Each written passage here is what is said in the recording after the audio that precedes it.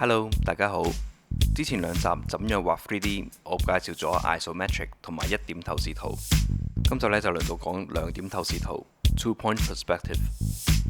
好多透視圖嘅基本理論，今次就唔再重複啦。想重溫嘅話，大家可以撳翻右上角嗰條 link 睇翻一點透視圖嘅 video 啦。咁今次我哋都係由畫透明正方體開始。首先畫 horizon line 視平線。兩點透視圖當然就係有兩個消失點 vanishing points。我哋喺視平線左右兩邊各畫一個消失點，然後畫一條同 horizon line 成90度嘅直線，將直線頭尾兩端各自連接去兩邊嘅消失點，然後喺中間嗰條直線嘅兩邊各加一條直線。咁我哋就定咗正方體嘅兩個立面啦。之後我哋畫埋正方體頂同埋底面，做法同頭先一樣，喺兩條新畫嘅直線嘅頂底各自連接去兩邊嘅消失點，右直線去左邊，左直線去右邊，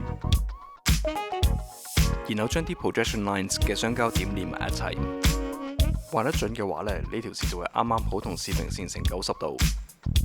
咁我哋第一個正方體就畫完啦。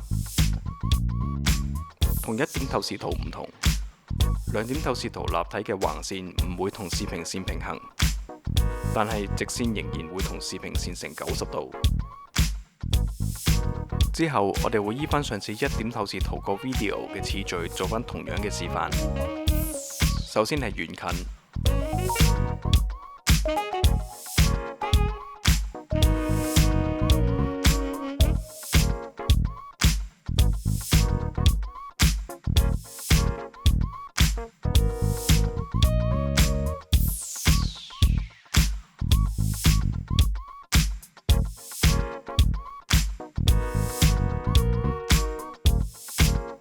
跟住係高低，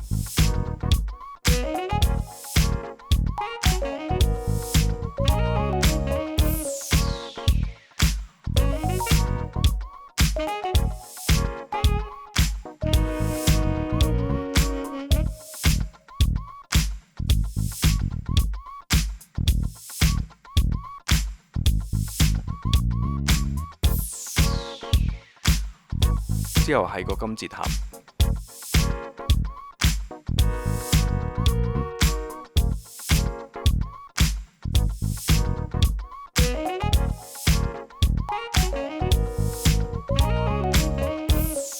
兩點透視圖消失點嘅距離，決定咗我哋睇物件嘅角度。越近望物件，兩個消失點會越近，好似魚眼鏡嘅效果。行返遠啲，兩個消失點嘅距離就會拉遠，感覺都會比較自然。所以畫兩點透視圖嗰陣時，消失點好多時都會定喺畫面外面。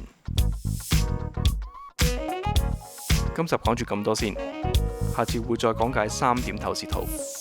多謝大家睇呢個 video， 麻煩記得幫手撳 like、share 同埋 subscribe 呢個 channel 啦。咁我哋下次見啦，拜拜。